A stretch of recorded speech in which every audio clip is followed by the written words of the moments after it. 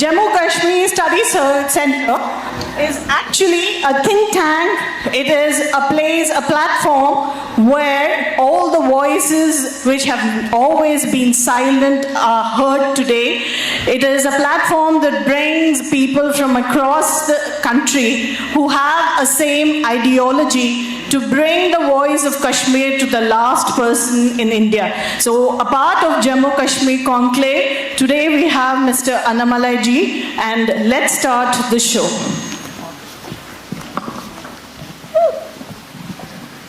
So we're celebrating Kargil, Vijay Diwas, 25 years of the war. I'd like to know what were you doing at that time and 25 years ago, and what were your thoughts when you heard about the war? Madam, thank you so much for having me here, but more importantly, thank you to the Jammu and Kashmir Study Center. They have brought all of us together on one stage. One end we have the Veer Naris, even 25 years later. When they all, four of them climbed up the stage, they all had a bit of tears in their eyes. Anybody watching them could see what it means to them. And they are doing this every year for 25 years. People call them. They stand before such a big gathering. And I'm sure they're not doing it for themselves, madam, that we have to understand. Every time they stand here, they're trying to inspire one or two boys among this group or one or two girls among this group, so that they painfully understand that the price of freedom is slightly very big. It is not that easy. And thank all the Veer Naris for coming here and doing this every year. And every year it's a painful reminder for them also, because the children are growing up very fast. And we had very distinguished eminent gentlemen and women here, people who do different things in life. They all have chosen to come here. But more importantly, the glue that has bound us all, the Jammu and Kashmir Study Center. I always say, ma'am, when politicians make a mistake, the common man pays, or many cases the soldier pays. Jammu and Kashmir is that kind of a story. When somebody is tracking that state for the last 70 years, 75 years, what happened during the independence, pre-independence, post-independence, the phases Jammu and Kashmir went through, the rise of militancy, and our brave soldiers fighting a fight for us every single day there in the border. Because more than any other profession, it is a soldier. He never knows where the next bullet is going to come. And most of us with a certain probability can say we might not die for a certain time. But for a soldier, there is no probability, because it's a second, it is always there. The war is always looming. And you have two powerful neighbors, Pakistan and China, on two sides of India. And any time you're getting ready for a two-pronged attack. So the younger generation, especially such a big hall, thousands of children just graduating. For them, it is very important that what is happening today in CMR, this institution, it is very important to them. Because this is the kind of moments I still remember when I was their age. Madam Kiran Bedi was in my college. And it was a similar event where she was speaking. I still vividly remember what she spoke and the kind of inspiration all of us got. I'm very sure the students here, with all the eminent speakers who spoke and the Veer Naris who are physically present, they get inspired today, because they will really believe there is something beyond their personal ego. When they graduate from CMR, they look forward to a grand stage where their talents are put to better use. Of course, making money is one, serving the society is another, and writing up a lot of historical wrongs is one. I'm sure this is that kind of an event, madam. For me, if you ask me where exactly I was in 99, May, June, July, that is the time I was in my 9th class, like my age group, somebody else here. But this is a war, unlike many wars. The first time you saw it live. The Kargil war is very famous for the reason you saw it live. And every day the TV carried what is happening. And previous wars, you just read in a newspaper story. And probably it might come 1 day later, or 2 days later, or 3 days later. Peak of satellite channels. And you clearly know what is happening. And any martyred soldier coming back, the whole nation standing up, respecting them. So I don't think India before 1999 had a real-time version of what a war is. And we also got to understand during the 3 months, looking at television, looking at papers, the kind of price we as a nation are paying. Because you just had a Pokhran, then straight away Vijay Diwas, 2 turbulent years. And more importantly, this is a war which you always felt, this war was thrust on us. Because this is a war where the enemy cunningly entered our territory, took all the vantage positions. Unlike a war where both of us fight on equal terms, this is a war we knew that any soldier at the first point of time is getting into that war zone. The enemy has got a vantage point. We are there just to sacrifice our lives. It is that kind of war. And fighting through that war and neutralizing the enemy, getting that vantage position back, and every single inch we gained. Unlike some of the previous wars where we were by different powers. 1948, the United Nations intervened. 1961-62, the global powers intervened. But this is a war our soldiers made sure every single inch of soil was got back to our country.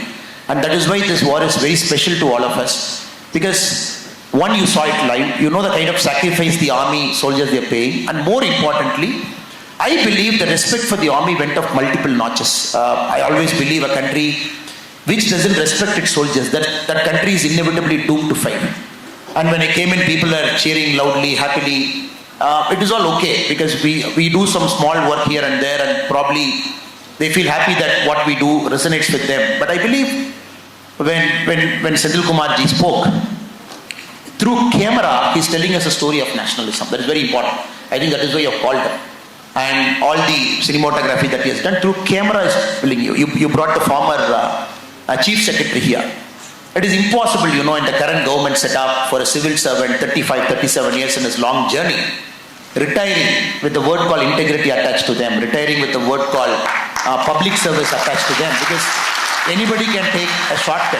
That when you are chief secretary, they must be managing budgets of 250,000 crore and giving contracts worth thousands and thousands of crore, and sitting there displaying integrity and leaving that job. So it is a lesson for all the kids here. That is also a way to serve the country. Because end of the day, what do the soldiers see, madam? They are on the border.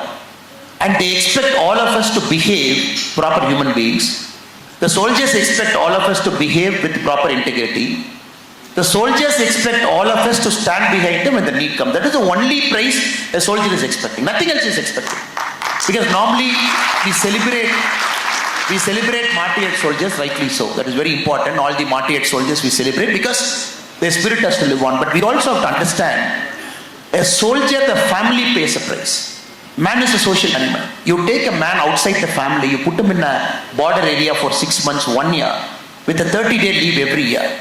Just look at the mental trauma a person goes through. That is why 99% of civilians, normally they don't want to go through that grind. And many officers and many jawans and sipais, when they serve an army, they voluntarily, willingly go through it. It is not that easy, madam. You are away from your family. You don't even know what is happening back home. And I still remember when I was a SP, especially in Chikmagalur, so a lot of army soldiers were serving. We used to get letters after letters from their officers because they have a family problem, they have a land dispute, and somebody wants to take care of their father, and they keep writing letters because they can't come and see. So we have to understand, the army, anybody who is serving, anybody who has served, anybody who has given their life, they go through something which a normal human being is not willing to go through. That we have to appreciate. And second, your mind is always in a trauma. That when you're serving in the border area, you just don't know when there is a mood for war, when the next bullet is going to fly. That is why I'm extremely delighted and happy. At this age, they're the formative age, 21, 22, 23, they have thousands of choices before them. And these kids in the next 2 years, literally they have thousands of choices, from startup to civil service to army to going abroad for studies, being in the country and studying, getting into politics, thousands of choices. Now, this kind of events help the kids to make a wise choice. That is why it is important that all the eminent people have come, then people like me also get an opportunity to express my thoughts because they make a wise choice. Now is the time they make a real play between money and prestige and service and what path they have to take, so they have to stick on to the next 35, 40 years. So this war is very etched in our memory. And I remember as students, we were collecting funds for Kargil. We all used to carry the small, in Tamil we call undial, hundi. I remember as a school student that we all stood in the street, went from shop to shop, collected that money. Then from the school we mobilized all that money, gave it to the collector. The collector was kind enough to come, collected that money. The memory that stands. But more importantly, the pride and respect for a person in uniform. Maybe that could also be a motivation for me also get into a different uniform service. But unlike them, their sacrifice is so high. So that is why today is a day we bow down to them, we pay our respects to them, especially to the Nari Shaktis after 25 years. Till every time you bring them, the tears come out, the children have grown, and somebody who just got married, husband into war, child was small, now the child is growing up without a father. So I bow down my head to all of them. I hope and pray the students who have come here, and this 3 or 4 hours, whatever has happened now, you take it to your heart, capture it somewhere and store it in your heart. Every day this will not happen, madam. Tomorrow this is not going to happen. Next week not going to happen. So you got to find a way to bottle this emotion in your heart. Just keep it. And every time you have a bad day, just remember, there is somebody in the border who's having a worse day than you. And every time you believe life is not fair to you, just remember, there is somebody standing in the border for whom the life is also not fair. Because many a time they eat chocolates at minus 40 degrees Celsius. You do a helicopter drop. Even for a tea, they have to take up ice and just brew that tea and drink it. And like you and me, they can't even afford a proper meal. People who are serving in the high altitude area. So just bottle that emotion up. This spirit, the moment that all of our hairs are edged up, when we all standing up, we all felt a genuine sense of pride, patriotism. If you can bottle it up and every day keep remembering, this is what my country is. There is somebody out there who's sacrificing for me to live a good life. Then we become better individuals. I remember Abdul Kalam ji in European Union Parliament, he said, when a person at the individual family level is good, the family becomes better. Then the peace and harmony starts coming to the society. When the society becomes better, the country starts becoming better and better. Then you get a global world. So everything, the beginning is an individual.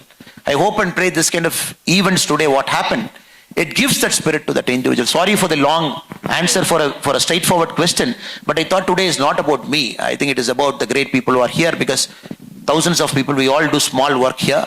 I still believe that spirit should get bottled up. That should not get lost a week from now or a month from now. Right. That's what it is all about. Boys and girls, the younger generation, etch these days into your memory, bottle your spirit, and let's continue the good work. So one more thing I would like to know is, how has the geopolitical situation changed after the abrogation of Article 370 and, making Jammu Kashmir a free state now? But I will not use this stage to talk politics, and in the sense, a traditional sense of politics. Making an accusation about somebody, and somebody making an accusation about the other party. I will not get into that, but I will take this opportunity to talk history. Because it's very important, people sitting here should understand what history is. And especially with respect to Jammu and Kashmir, what actually happened, and what has happened over multiple years, and what specially happened when Article 370 got abrogated. And Jammu and Kashmir is a very special place because of the nature of its location. What you call the geopolitics, geography and politics combined.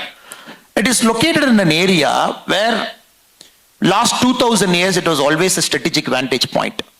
And many countries, many cultures, they all amalgamate, they are very closer. And Jammu and Kashmir being the entry point of Bharat. And if you look at the Agand Bharat also, from that side, it is always a very important area for trading, for all the foreign powers to try to, when they want to enter Bharat also, that was always a very important, passes were there. And naturally, every country will have an eye, right from the British time, the Pakistani time. So we have to understand, we all know the history post-independence. 1947, August, we got independence. There were some princely states who are not willing to join, because some states were ruled by kings, some princely states by nawabs, and somebody wanted to take that extra bit of time to understand where they really wanted to go, because this partition itself was something that is forced on our countries. India and Pakistan had something forced on you that, look, this is the line, beyond this line there is India, beyond this line there is Pakistan. In that context, we have to understand Jammu and Kashmir. Even when the Maharaja of Kashmir, Hari Singh, was still taking some time to come to a conclusion. You had the tribal attack, the so-called tribal attack, which Pakistan says, and we vociferously always said in the world stage, it is planned and orchestrated by the Pakistani army. It went to the United Nations, January 1, 1948. Then some kind of a resolution was brought in. Then they wanted a plebiscite. So long story. Then you had a government there which clearly felt that India should have two flags. Rest of India will have one flag. India will have two flags, meaning Jammu and Kashmir will have one flag. India will have two constitutions. The rest of the country will have a separate constitution. Jammu and Kashmir will have parts of constitution, Article 370 and Article 1. Only two parts that is applicable in Jammu and Kashmir. When India will have a prime minister, Jammu and Kashmir will also have a prime minister, which you call the chief minister as a prime minister. So this was there for a long time. Then you have parties like Praja Parishad Party, which wanted to have national flag in Jammu and Kashmir, the tricolor flag as the flag. 1951 elections, this particular party was disqualified. They couldn't fight the elections properly. Then the government came to power. So long story. So what I'm trying to say, madam, to come to this conclusion why Article 370 need to go, it is important we have to understand what built it up. In 1950 when Article 370 came for a short-term measure, and nobody had the courage to lift Article 370 for a long time. Finally, after 2019, August, it has to be done. So I only request the students here, it's a good time now to at least read the history of our country. I think when the gentlemen before us, they were talking, they mentioned, especially the Chief Secretary when he was talking, he mentioned, it is important we understand the history of this country in a proper letter and spirit. Be it Jammu and Kashmir, be it Northeast, be it parts, including Hyderabad has got a long history of struggle. If we don't understand it, then possibly, where will the patriotism for us come? Then again, Jammu and Kashmir had a long story. Then Chief Minister was dismissed, arrested. He was sent to my state for 11 years in exile. The 1975 agreement happened between Indira Gandhi ji and Sheikh Abdullah. Then 87 mass rigging of elections happened. Then probably the early signs of militancy started happening, which all led to this war. 1999, you have this Kargil war, which led to that, a geopolitical tension, where one country, the democracy was changing, the army was coming in Pakistan, the army wanted to show their power, that they are the people who will control Pakistan, they wanted to show they really mean business, then it led to that. What is the result? 527 are brave soldiers, brave hearts, they lost their life.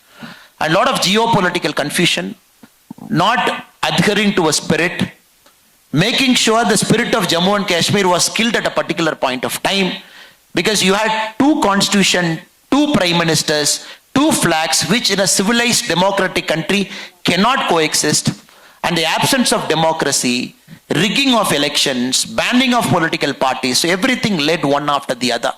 Then you had the mass exodus. Kashmir Pandits, they left. You saw the blood killings, and anybody who has seen the Kashmir file story, they know that particular part of Kashmir's history.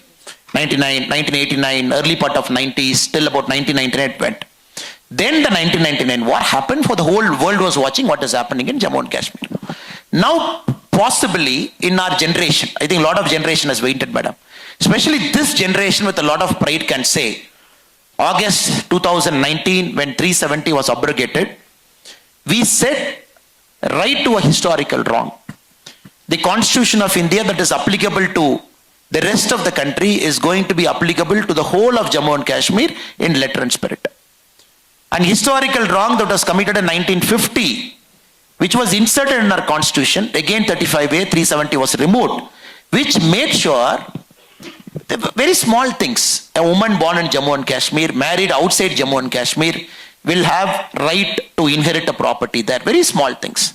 A person from outside Jammu and Kashmir entering Jammu and Kashmir has to get a pass to live in Jammu and Kashmir for a certain point of time. Again, a person who is in Jammu and Kashmir who belongs to the SC/ST community doesn't have India's SC/ST Act that is not applicable to that particular person. Small things for a general population, but big things for that people. Which one clear stroke after abolition of Article 370, very first time we can say, last year 2022-23, close to 1,89 lakh people went to Jammu and Kashmir for the first time, who don't belong to Jammu and Kashmir as tourists. They wanted to see the beauty of Dal Lake. They want to see what this particular state is all about. So Article 370 abrogation has changed the complete nature of Jammu and Kashmir's geopolitics. Very first time you see the government in control. Very first time you don't see stone pelting. Very first time you feel the army are in better control, because end of the day the army can do their work, but at the civilian government, the people behind the army, they matters. You can't send our people in uniform to the harm's way, and you cannot expect them to be cannon fodder. As politicians are the powers to be in our country, you can't expect army to be the last resort as cannon fodder, going there, saving every time and coming. Now we can say, probably with a lot of certainty, 2019 August onwards, Jammu and Kashmir is entirely different. The geopolitics has changed. Very first time we sitting here can safely say, my uniformed men is not put in harm's way unnecessarily. Because as a country, they cannot pay for your sins. You cannot have thousands of troops there mobilized on the borders. They cannot pay for the sins of politicians here. They cannot pay for the sins of politicians' personal friendships in Kashmir in 1950 or 60s or 70s. Two different families in India having a particular friendship, and they cannot pay for their sins. So that is why it has changed the status quo, what was there for a long time. Possibly the elections that is going to happen now in Kashmir and Jammu and Ladakh, that will usher in a free democracy where people will freely elect their own representatives. Once democracy comes in, then I think everything will be settled. We are also seeing the historically high number of investments going in, companies getting started, employments coming up in a big way. I'm sure at least this generation, when they grow up, Jammu and Kashmir should be their number one choice of a tourist destination within our country. Instead of looking at Switzerland, looking at spending money there.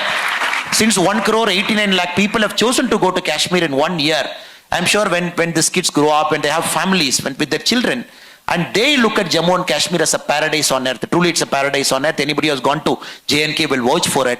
And they will know the blood that all the soldiers and their families have paid for us over this many, many years should be worth it. I am sure we should make it happen. All of us have a role, madam. People like you, people like me, people sitting here. We all have a role to make it happen, which I am very sure will happen. Thank you, madam. Thank you so much, sir. Let's visit Kashmir in the coming years and see paradise on earth. Right. Another thing I would like to know is the younger generation today don't understand what is POJK, what is China occupied Tibet and all of that. What is the current scenario, sir, of the situation there right now? Can we have an Akhand Bharat? Madam, Jammu and Kashmir, like we said, is so strategically positioned. The global players, everybody wanted to play a role there. So what we call the united country, we all know the map of our country, we all know the Kashmir map. But many a times it pains to see us when a truncated part of Kashmir is put in a public display. Many a times the Google also makes a mistake. You see a truncated version. You see, then they use two words called line of control, line of actual control, LOC, LAC. Then there is a word called POK, POK, occupied Kashmir. And the Pakistanis have such a brazen attitude. You go and see the textbooks. They call this as Indian occupied Kashmir, IOK. Then you have the China occupied Kashmir again, which is a part that is at the top part. Because it's such a strategically positioned area. Now we are very clear, even during this parliamentary elections also, different political parties, it was becoming a big issue. When will our country will see a unified whole Kashmir? When will it happen? And we believe, even if you see, madam, the current parliament, the law that is passed for the elections to be conducted in Jammu, Kashmir and Ladakh, we are very clear it has to be unified elections. We can only conduct elections as per the current scenario. But the government of India has clearly marked out the representatives from all parts of Kashmir. Though at this point of time it could be a Pakistan occupied Kashmir. At this point of time it could be a POK. But in the act that we have passed in the parliament, the elected representatives are marked for the whole of Kashmir, which I hope and pray in the near future, whenever it happens, I look forward to a day the elected representatives come from the whole of Kashmir. Even from what they currently call the POK occupied Kashmir, POK, which probably they say the last village is Turtuk.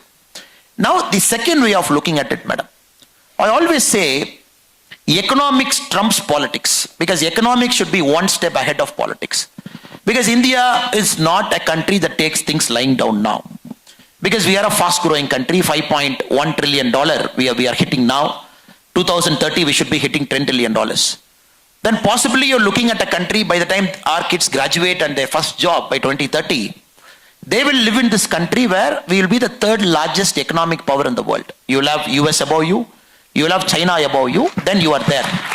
So right now we are the fifth largest economic power, because you have Germany and Japan ahead of you at position number 4 and position number 3. So 2030, once you hit 10 trillion, once you become an economic powerhouse, you don't see this kind of geopolitics. Geopolitics will change. Because again, getting into it, you have to understand the global players. China is a global player at this point of time. The Americans are a global player at this point of time. The Russians are a global player at this point of time. Whether you like it or not, these are three preeminent global powers at this point of time. And India is slowly getting into the territory where we have almost reached. Once economically we become strong, we become the third largest economy in the world, then India is also a global player. Nobody is going to stop you. Once you become a global player, again things will change. Because if you look at the previous American administrations, they always used to appoint somebody called an interlocutor, Indo-Pak. They always used to hyphenate India and Pakistan together. And even United Nations in most of their resolutions, Indo-Pak will be hyphenated, meaning this problem, people are treating as an international problem. That is why United Nations wanted to jump in, wanted to solve this problem. Now, thanks to our firm stand, though Pakistan wants this to be an international problem, we believe it is a problem between two countries which needs to be settled. That is a stand to which all the global powers are coming. America slowly has almost come to that realization. This is not an international problem. And Russia is very clear this is not an international problem. At this point of time, China is believing this is an international problem. So that has to be solved. Again, India rightfully wants to be a permanent member of the Security Council. And rightfully so, and many of the global powers believe India has to sit in UN in a Security Council. So everything has to happen, madam. Once economically you become a giant, you become big, the per capita income of our country rises. There's nothing called poor in our country, and we become a self-sustaining economy. Then all those things will start happening. And the problem is not here. We have parts in Arunachal Pradesh also. And you have parts, what you call the Tibet problem also. I'm very sure economically you start doing very well over the next few years. Then economic trumps politics. And more importantly, like somebody said, again the Chief Secretary sir said, I look forward to a day where people with the passion and patriotism for this country, they start serving this country as politicians. That is very important. Caste, creed, religion, this kind of politics will give way to politics of development, to politics of nationalism, politics where you always put your country first. You don't have petty fights over your country. And you be in any political party, that doesn't matter, madam. When you go to the parliament, you cannot compromise on your national security. Every single political party should be in one side. You cannot compromise on army. Every single political party should be on one side. You cannot compromise on internal law and order situation. Every political party should be on one side. So when this happens, then truly the political parties, the members become patriotic. Right now it is not happening. There is a lot of difference among political parties with respect to army. Agniveer, you have just seen what has happened during the Lok Sabha elections. I look forward to a day where political parties stop politicizing on our army. The political parties stop politicizing on the internal law and order situation. The political parties stop fighting over the foreign policy, because this has to be the voice of 142 crore Indians. 142 crore Indians have to speak in one voice. This is my country. This is my policy. I am not going to sacrifice on my army spirit. I am not going to sacrifice on this. This, I hope, will also start happening. This has to happen. Matured politicians, statesmanship politicians, when they go to parliament and assemblies, they always put the country first. And more importantly, I come from a state, Tamil Nadu. For a long time, the politics of my state was revolving around secession from our country. And the current political party which is ruling Tamil Nadu, late 50s and early part of 1960s, they felt a separate Tamil Nadu is the solution. Till the parliament said, I am going to bring an amendment. Any political party talking about secession in our country, you will lose your political party status. The current political party which is ruling Tamil Nadu, then it chose not to speak about secession. So we have a lot of problem in our politics in our state also. For example, I want the army to be given the highest respect, which certain political parties don't give now. That is a daily fight. And we believe when an army soldier lays down his life for the country, every state should compete who takes care of their family better. If one state says, I am going to give 1 crore, money actually doesn't matter. The other state should compete. I will give 2 crore and take care of their family. Not only that, one government job. Not only that, taking care of education expense for their family for eternity. Not only that, taking care of their family well. So this politics, when it comes, then the politics of nationalism almost comes in. So that is not happening. I still remember when an army Jawan loses his life and comes back, when the mortal remains comes back, I look forward to a day where people should line up the street. Lakhs and lakhs of people.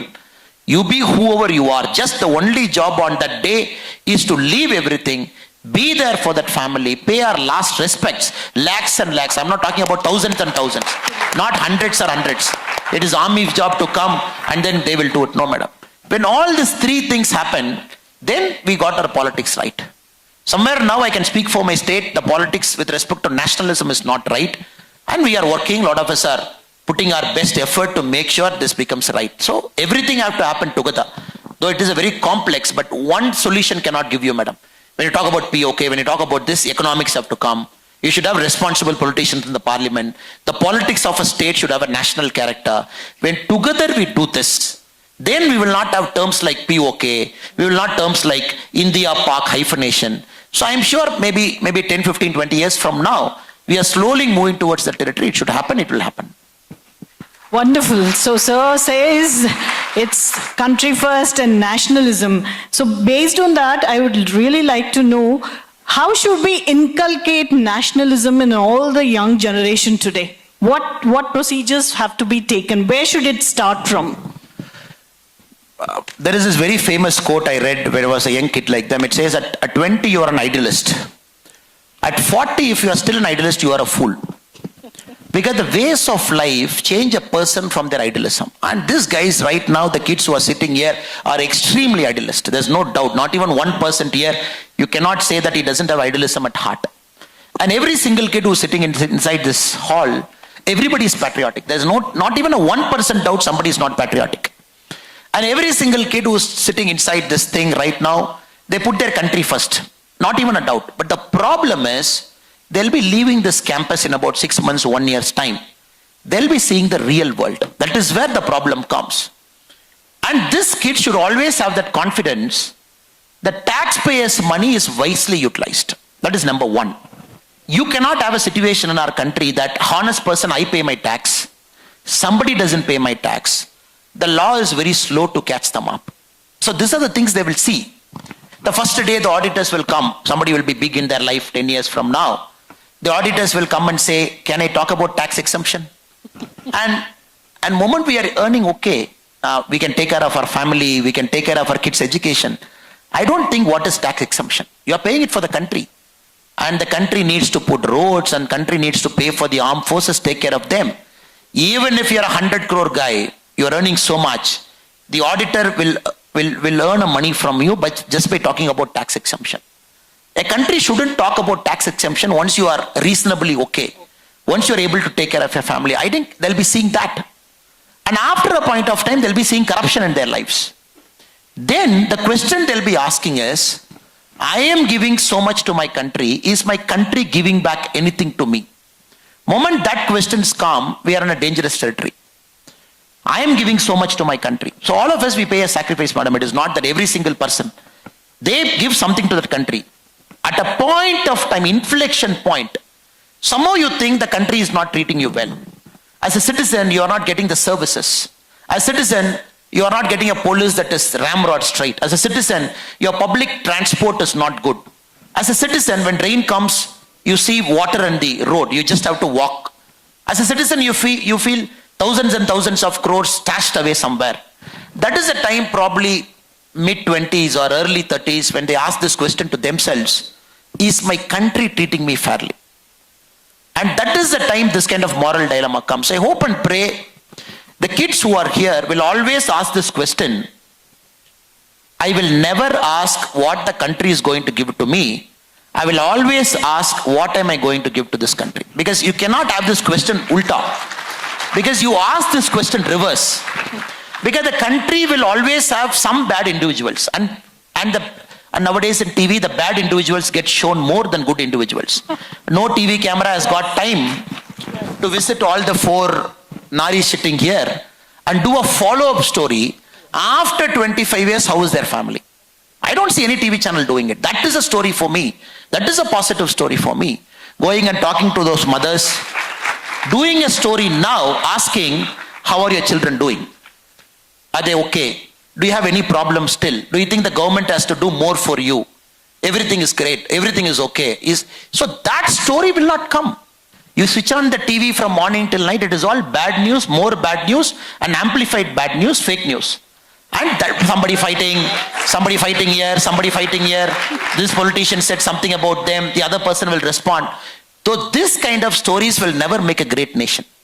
The current stories that is shown in our Indian television from morning till night, this is not going to build a great nation because you show a handful of bad guys. 99.99% of this country is made up of good people. Honest taxi drivers. Even a Uber, Swiggy guy who honestly earns money by traveling in this and giving my food. A honest watchman who stands outside CMR and does his duty for 12,000 rupees. I'm talking of honest people. But somehow in the visuals, these honest people don't come into my eyesight. So that is a problem our kids will go through. 28 and upper 30s. They will see this bad news getting amplified. So even that time, they should ask the question to themselves, I don't care what the country is giving to me. What am I giving to this country? So because this country has made sure it has withstood so many things over 20,000 years. It has seen so much invasions. It has seen our wealth getting plundered. But every time this country has risen up, because there was always a guy who stood up and said, what more can I give to my country? Since somebody said that, every time you bounce back, the next generation is having the fruits of their labor. I hope and pray they continue to be idealistic. If people call them fools for being an idealist, absolutely okay with it, no problem. Let them be fools for being called an idealist. By not paying corruption, if they want to suffer in life, let them suffer. By not paying a bribe money, if the traffic constable is making them to wait for 3 hours, let them wait, because that's how the country changes. And every time you take a shortcut, the traffic guy will always say, you pay 300, immediately I'll leave you. You pay 100, you have to go to the court to pay the challan. How many times people get this question? That is your first test of Satya Sodhanai. That is your first test. The moment you pass the test, nobody can take this country back. The first test is, do you want to pay 300 instantly, or do you want to pay 100 rupees in court? Knowing fully well, our citizens should say, okay, I'll pay 100. Sorry, I made a mistake. I didn't see the no parking. I didn't see left turn. I didn't see this. Then they go to a court, wait in the court. Their name will get called at 2:30. Then the challan goes there. 1 full day gone. Their earning capacity of 1 full day, 1,800 rupees or 2,000, paid holiday, whatever they have taken. If they are willing to go through that sacrifice, the next traffic constable will know, oh, they have become fools in our country. They have become idealists in our country. Nobody wants to pay 300 instantly. Everybody wants to pay 100 in court. This country will change. So I hope and pray in the next 10 years, the kids here will go through multiple things. Will go through thousands of things in their life. And they have to pass through every test, madam. That is important. They have to pass through every test. It starts today. After this lecture, after this event, after seeing the Nari sitting here, if they've taken one resolution to say, I've taken some shortcut from tomorrow morning, I'm not going to do that. One resolution. If the kids are taking one resolution after leaving at 6 o'clock, whenever this is ending, I will not take a shortcut because my country suffers in the long term. Because the shortcuts you take, the repercussion will always have in the long term. If they do it, I then see the the country will discussion degrade. already happening among the young generation. Have you taken a resolution today? Yes? No? Sir, how can we make more anomalies like you? Yes. Madam, we are normal human beings, frankly to be told, and we all make our share of mistakes. And we all have, I'm not giving you a very humble answer, I'm giving you a straightforward answer, madam. If somebody has asked me at the age of 21, as a police officer, I've gone to Siachen for training, the lower Siachen, to see the suffering they go through. We have a 15 days army attachment. And if somebody has told me at 21, probably I come from a small village, exposure to army is very less. Nobody told me about a short service commission, which on my own I learned after 25. If somebody has shown me the trailer of everything this is happening, will you join the army? I don't think I would have got the courage at 21 to do that. I'm being very frank and honest. So many a time we got to appreciate and understand who are our heroes. I am a visible person. I come on TV, I debate, I discuss, I talk so many things, so I come on TV more. But there are thousands of people better than me who don't get a TV space or a media space or a paper space. Now, my I'm not being very humble, ma'am. I'm being very straight and very forthright. My only request to all my young friends is, and your heroes are all around us. Somehow, we just pass through them. I remember, in my book I've written, when I was when police constables used to work for me, in Bangalore, I asked a guy, one day in the roll call, he came late, about 10 minutes. I asked him, why did you come late? Roll call generally happens at 7:30 in the morning in police station. All the police constables come at 7:30. He said, my house is 2 hours away, so I came late 10 minutes. I'm sorry, sir. That put something in my head. I asked him, why is his house 2 hours away? As an officer, my house is 3 minutes away. Meaning for 7:30 roll call, I come at 7:25. I'm there at 7:30. But my constable who's serving me and serving the society, his house is 2 hours away. This led to a lot of churning. I started asking all of my constables, why you are living far? Then one guy said, no sir, I don't have police quarters.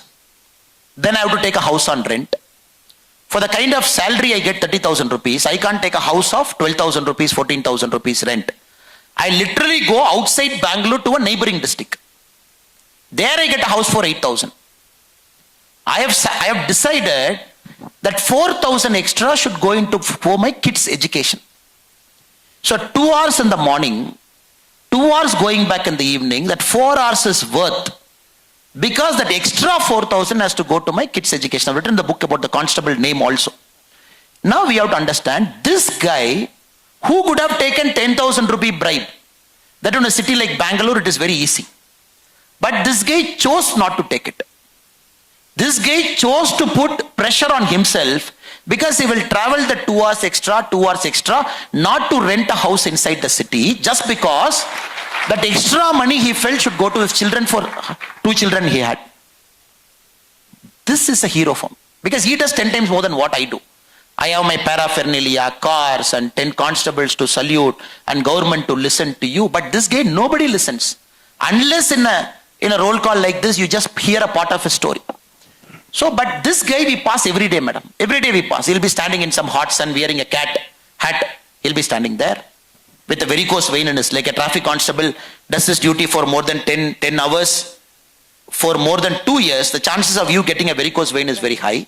So you see him, but you will not see the varicose vein because he's wearing a pant. So probably you might have a government service, a nurse who does her work so well, so professionally, but we chose to ignore her. Or a government public transport driver. So what I am trying to say, madam, it is time that the society reorients the concept of heroes. Now who is the hero? The Instagram number 1 in the world, 370 million followers, Cristiano Ronaldo, Virat Kohli, multiple million followers. Of course, they give happiness, they give a lot of joy, they give a lot of pleasure to us, no doubt. In a mad and chaotic world, I want to see Virat Kohli's batting, it gives me a lot of happiness. Or I want to see Cristiano Ronaldo's football, fantastic. But that should not mean the society consciously ignores the other heroes. Every time I remember in Western countries, especially in US, I've seen when an army man walks, most often than not, I have seen 9 out of 10 times the public gives a respect to him. Yes. 9 out of 10 times. I look forward to that happening in our country also. 9 out of 10 times. Thank you for don't your even service. know that guy, you don't even know who is, but he's wearing a uniform for my country. I will stop and say, how are you, sir? Thank you for your service, sir. There are often I keep hearing the words in America, thank you for your service, sir.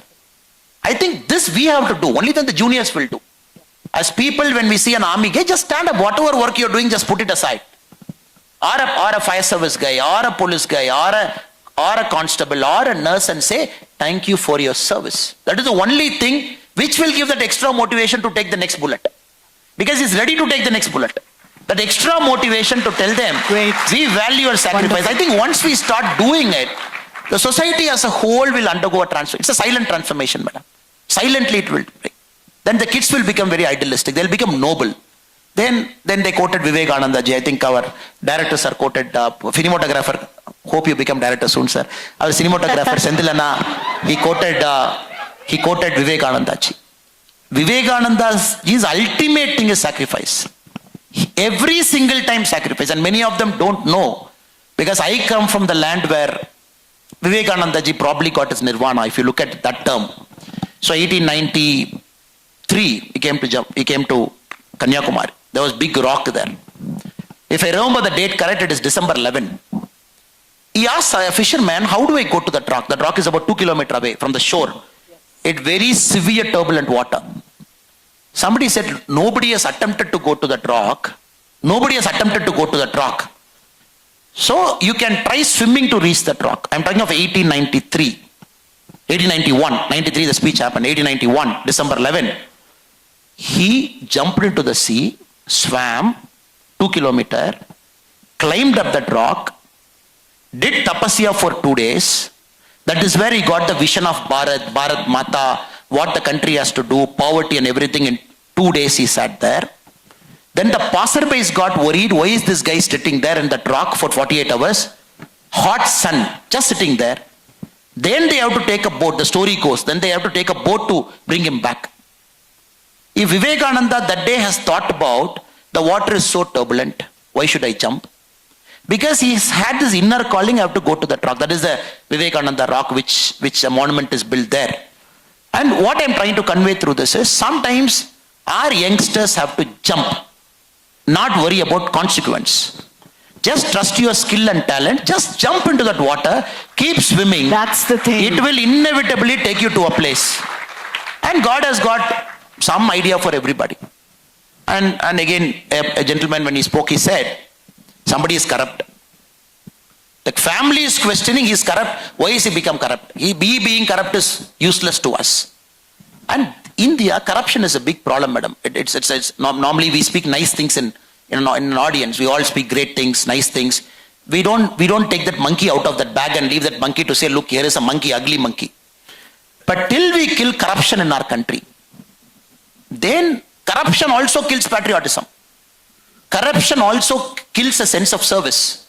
Corruption also kills a society's bonding. And you got to eliminate corruption, because corruption root cause again comes from shortcut. And moment we start doing that one after, I'm sure this generation will do that. It's a matter of time. Only that mind has to shift 1 degree to say, I'm not going to accept it. Moment they do it, I think we will be living in a beautiful Bharat, the original Bharat which we always wanted to. Well said, sir. Corruption kills patriotism. So let's vouch that we will have a corrupt-free India very shortly. So now we'll take some questions from the audience. The floor is open for the audience. Anyone who'd like to pose a question to our leader? Our dignitaries? Hey. If you show of hand, raise of hand, and the mic can come to you.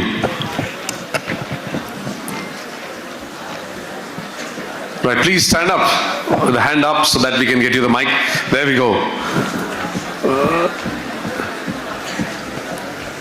Right, one on the back bench, the one in green, one here. Yes, please, go ahead. Sir, would you like to ask something? Sendil, sir? Any question for Annamalai? Madam, we have this boy ready. Yes. Oh, right.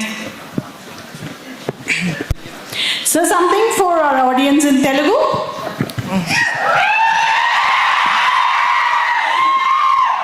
Such a beautiful language, madam. I can only say Bhavunara at this point of time. Yes. ரொம்ப நல்லா இருக்கீங்க sir. Good afternoon, sir. It's an honor to have you on our stage, sir. Sir, you did your studies now, sir, at the beginning, before you attempted for UPSC and went to the place. While you were studying, didn't you ever think that money is a major point in the life? Like you transformed from the career you had, the studies you had, to directly to UPSC, and after that you became a politician. Before that, didn't you think that money was the matter? It is the first solution for my problems in my life. Didn't you ever think that, sir? Thank you, brother. You can have a seat. Thank you so much. Most of the time, I personally believe money is never a solution to your problem. Money is the problem. So most of the times. I'll tell you why. Wonderfully said. I'll tell you why. Because our culture, if you look at Sanatana Dharma, the culture, the Bharatiya culture, if you look at the whole culture, it is always built on need. It is never built on greed. The whole culture. Again, if you go very deeper into Sanatana Dharma, if you look at our religious scriptures, it always says, your income, you divide it into 6 parts. You basically keep 1/6. If you want to live an ideal life, 1/6 you divide, 1/6 goes to savings. 1/6 goes to service. 1/6 goes to teachers. There are a lot of people who taught to you, and 1/6 goes to them. And 1/6, it goes to the people who serve you. People will keep serving you. So we just clearly divided our life into 6 parts, the money that we earn. Which was always, because what we call caste now, which after British have become, it has become upper caste and lower caste. The caste in India was always a symbiotic bond between individuals. That 1/6 you will give it to somebody, some 1/6 will come to you, so that the whole village will live happily. The priest is there is a farmer who is cultivating, and there is a person who is serving the village, which you are given different names as Brahmana, Shudra, Kshatriya, you are given different names. Now everything is so symbiotically interlinked, the money keeps getting transferred among them. Once the modern trade and practice started coming in, that is the time from need it became greed. I simply wonder, with no offense to anybody,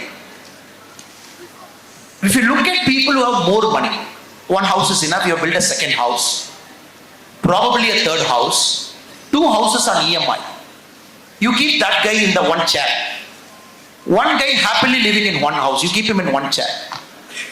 Since for you the concept of saving is essentially accumulating money because you don't know what is going to happen tomorrow morning. 1 crore is not enough, 2 crore is not enough, 5 crore is not enough, because we are not sure what is going to happen 1 month from now, or what is going to happen if I get 50 years of age, what is going to happen if I become 70 years of age. That is one, this society has got something called a collective insurance. The government is a collective insurance because the government will take care of you. There is a public hospital. You need not worry what will happen to you at 50 years, 60 years, because the society through a public hospital will take care of that. 100 rupee, 200 rupee, 500 rupee surgery. Don't worry about a kid's education. The society through the collective insurance, we will take care of a kid's education at a reasonable cost. Once this got broken down, so we should not speak bad about people who want to earn money. Earning money is a skill.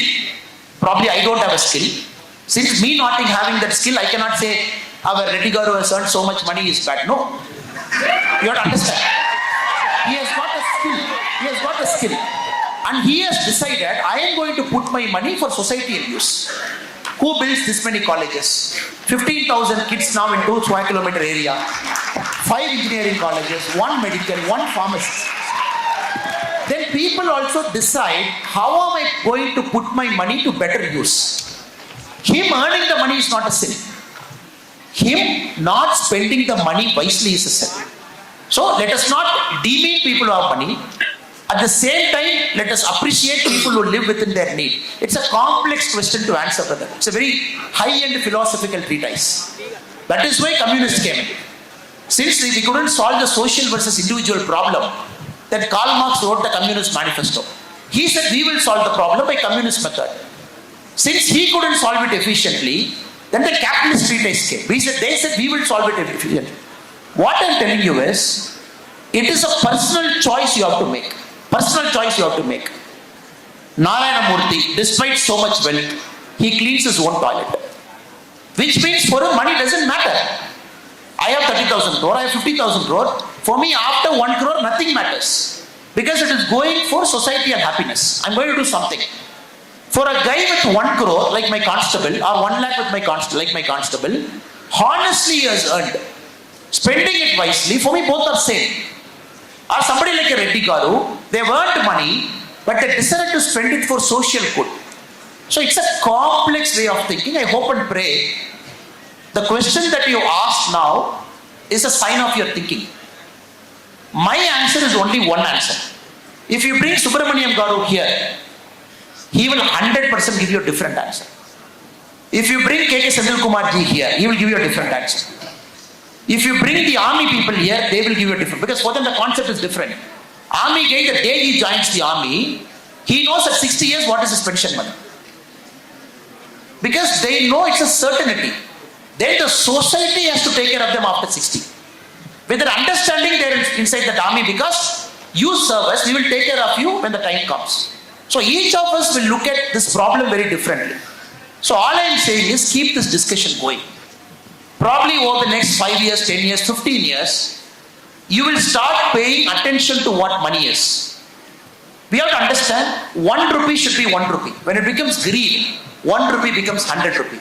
Because you want to accumulate that 1 rupee also. So life will take you through a process. You will understand money for what it is. At the same time you need money. At the same time you don't need excess money. What is excess money? For me different, Reddy Garu different, Subramaniam sir different, Senthil Kumar ji different, army guy different, army person different. Because that excess money for somebody could be 1,000 crore. That excess money somebody could be lakhs. So I hope and pray you going through the process of life will have a real understanding about what is your life, what is the purpose, what is money for you, how much importance you should give it to money. Then you will make a call. My answer is based on my experience. So your experience is different. But the end of the day should give you happiness. Having more money should not create a problem for you.